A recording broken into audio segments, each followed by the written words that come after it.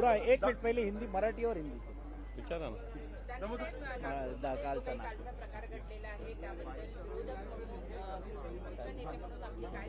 विरोधक हा शब्द आवश्यक नाही. या महाराष्ट्राचा एक नागरिक म्हणून महत्त्वाचा आहे. ज्या पद्धतीनं नागपूरमध्ये घटना घडलेल्या आहे, पोलीस यंत्रणा, कारण ज्या राज्याचे मुख्यमंत्री नागपूरचे, त्यांच्याकडेच गृह मंत्रालयाचा कारभार आहे. इथं येऊन लोक जाळपोळ करतात, दंगे करतात, एकमेकावर दगड फेकतात. गुप्तचर यंत्रणा झोपलेली आहे का? जर नागपूरसारख्या गृहमंत्र्याच्या शहरात गुप्तचर यंत्रणा झोपलेली असेल, राजरोज एकमेकावर दगड फेकेल, तर पोलीस झोपलेली होती का? याचाच अर्थ प्रशासनावर गृह मंत्रालयाचा कोणताही अंकुश राहिलेला नाही. आणि हे सगळं व्हावं यासाठी भारतीय जनता पार्टी, त्यांच्या अंगीकृत संघटना जाणीवपूर्वक प्रयत्न करतायत, असं तरी ओव्हरऑल मागच्या 1-2 महिन्याच्या घटनेवरून दिसतंय. कारण ज्या पद्धतीनं वातावरण खराब करण्याचा प्रयत्न वेगवेगळ्या विषयाच्या माध्यमातून केला जातो, मग एकीकडे छत्रपती शिवरायांचा अवमान असेल, एकीकडे औरंगजेबाचं नाव घेऊन बोलणारे अबू आझमीवर कोणती कारवाई न करण्याचा प्रकार असेल, आणि मला वाटतं या सगळ्या प्रकारातून हा प्रकार घडावा असा उद्देश मला तरी वाटतं सत्ताधारी पक्षाचा होता आहे, आणि म्हणून ही घटना घडलेली दिसते. साध्य त्यांना एक तर सगळ्यात महत्वाचं साध्य काही करायचं नाही. त्यांना या समाजात फूट पाडायची, हिंदू मुस्लिम करायचं, जातीयवाद निर्माण करायचा, हेच यांचं साध्य आहे.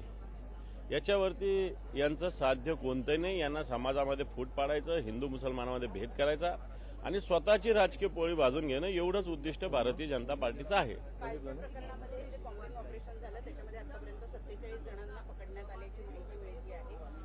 त्याचबरोबर मोठ्या प्रमाणात तिथल्या स्थानिक लोकांचं नुकसान सुद्धा झालेलं आहे. त्या नुकसानाबद्दल अजून शासनाच्या वतीने काही सांगण्यात आलेलं नाहीये. आणि पोलिसांना जेव्हा लोक फोन करत होते त्यांची घरं जळत असताना, तेव्हा पोलिसांनी फोन उचलले नाही, असा सुद्धा स्थानिकांचा आरोप. मी सांगतो काय, राज्याचं गृह मंत्रालय झोपलेलं आहे, झोपा काढतंय, गुप्तचर यंत्रणा झोपलेलं आहे. ज्या पद्धतीनं नुकसान झालं, नुकसान भरपाई तर दिली पाहिजे.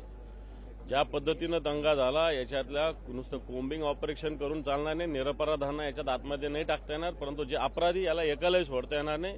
ही भूमिका मला असं वाटतं सरकारने घेण्याची आवश्यकता आहे. पण सरकार अतिशय बहुमत जरी असलं तरी कुमकुवत सरकार आहे. कोणती कारवाई अग्रेसिव्हली करण्यात हे सरकार कमी पडतंय. आणि विशेष म्हणजे यांचेच बगलबच्चे सगळ्यात महत्वाचं जातीयवाद निर्माण करून समाजातलं वातावरण खराब करतात.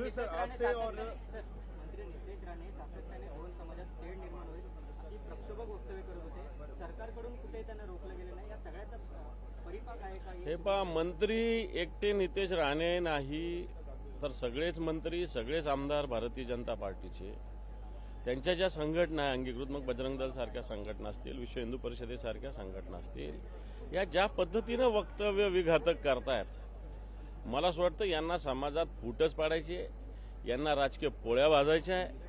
आणि या सगळ्या पोळ्याच्या माध्यमातून मला असं वाटतं राजकारण करण्याचं काम हे सरकार करते आणि भारतीय जनता पार्टी करते. सर आपसे भी और सर आपसे भी मेरा एक ही सवाल रहेगा, एक बार मैं चाहूंगा आप जवाब दें दोनों.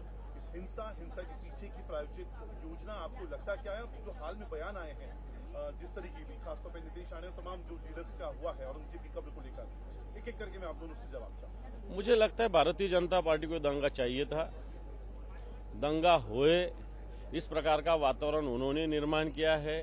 वो दंगे को रोकने की कोई कोशिश उन्होंने नहीं की. होना भी चाहिए और रोकना भी नहीं चाहिए. दोनों बातें भारतीय जनता पार्टी ने की और उसको सरकार